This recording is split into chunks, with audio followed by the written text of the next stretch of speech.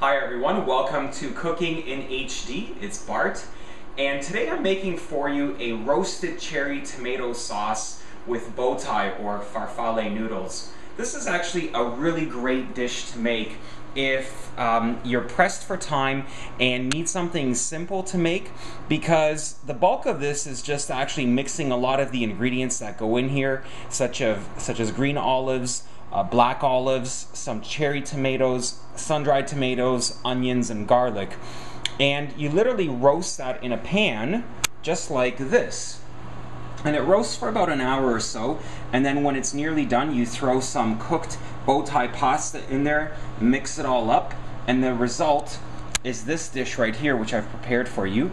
I've garnished it with a little bit of really large oregano leaves, and then sprinkled some Parmesan cheese on top. So stick around, I'm going to show you how to make this roasted cherry tomato pasta dish. I hope you enjoy. Cheers.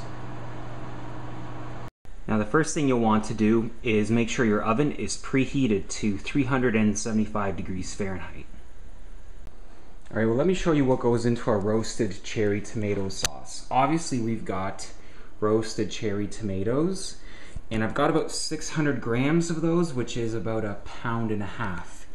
I've got one large red onion. I've got some anchovies. We'll just use a few of those, so don't worry about that. We've got extra virgin olive oil. We use a lot of that. Some coarse pepper, sea salt, sun-dried tomatoes, goat cheese, a whole head of garlic, and we'll use some black olives. These are Kalamata olives. And we use some green olives. Notice these have all been pitted, and that's really important here. You don't want to put unpitted olives in there. And we're going to serve these with some farfalle noodles.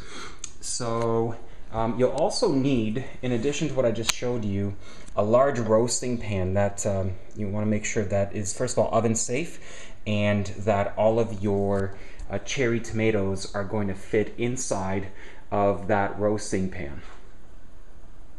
The first thing I want to do with these cherry tomatoes is just prick them a little bit. Each one just gets a small prick. And that's because I don't want them to burst inside my oven. And by putting a little paring knife hole into each one, that's just going to make sure that we don't get any surprises.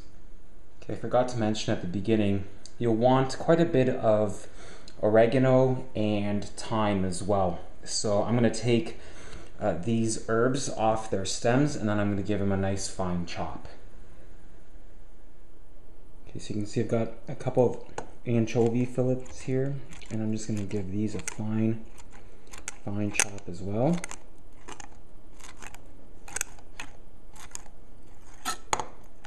And we'll put those in as well. And notice I've got my herbs, my tomatoes, some sun-dried tomatoes, all inside this fairly large mixing bowl. And now I'm going to add some of my diced red onions to this. All right, so I've got all of my veggies in the bowl with the herbs and the anchovies, and now I'm just going to add a very generous helping of good quality olive oil. And I'll season this with salt and pepper, not too much salt because the anchovies are pretty salty, and I'll mix this with my hands. Okay, now I've got everything mixed together, and it's ready to put into our roasting pan. Okay, here we go.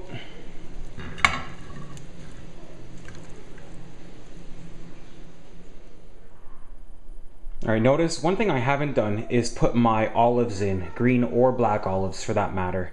And that's because I'm gonna put them in about 40 minutes into the roasting process. I don't want the olives to lose their nice firm shape, but I do want them to be warm and well incorporated.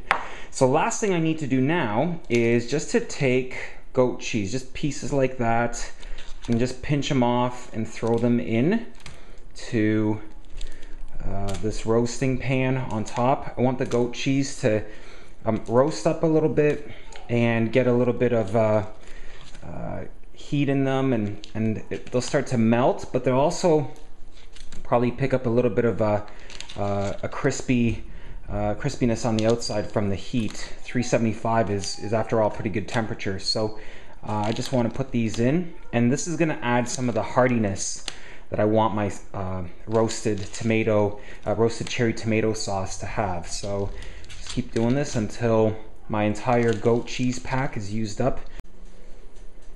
Okay, in the oven we go. We'll just let that roast.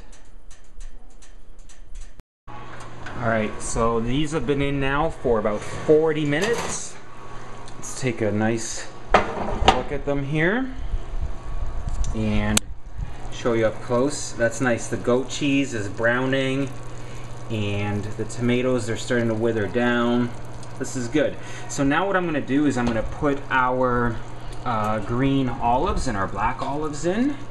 So just have to take this and dump them in. And then I've got a spatula that I'm going to use to get all these guys and mix all these things up. So,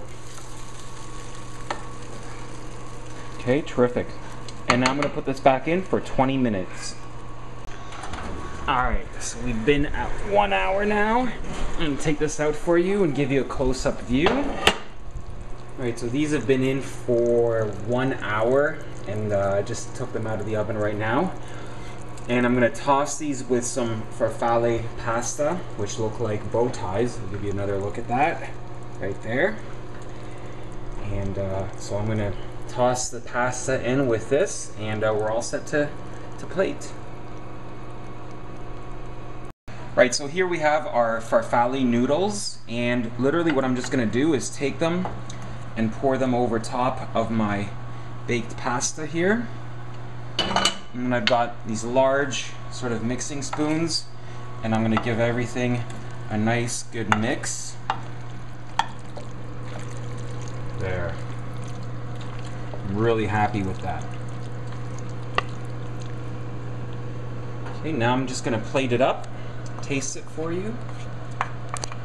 Well, I think we're all done. There's just a few things that we need to do. First of all, I want to make sure that I put a nice generous helping of Parmesan cheese on there. And then I'll just garnish it with some oregano leaves, like so. Lovely. Maybe a little bit more Parmesan. Excellent. And we're ready to enjoy. So now I'm going to taste this for you. Okay guys, I've been waiting for this for a little while and I'm really looking forward to trying that. So I've got a nice helping here. I've got a green olive. I see a roasted cherry tomato there and a little bit of onion. So here we go.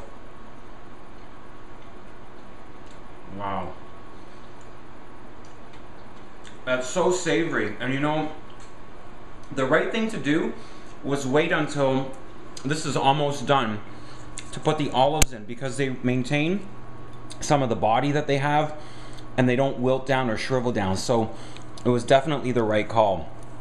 You can see here we've got a roasted cherry tomato, and it's really wilted down, and the juice from inside of it has kind of flavored the pasta dish. Let's take another bite. Comforting and hearty. Really delicious. Alright, well, I hope you guys enjoyed this recipe. Join me again for cooking in HD. I hope to see you guys soon. Cheers.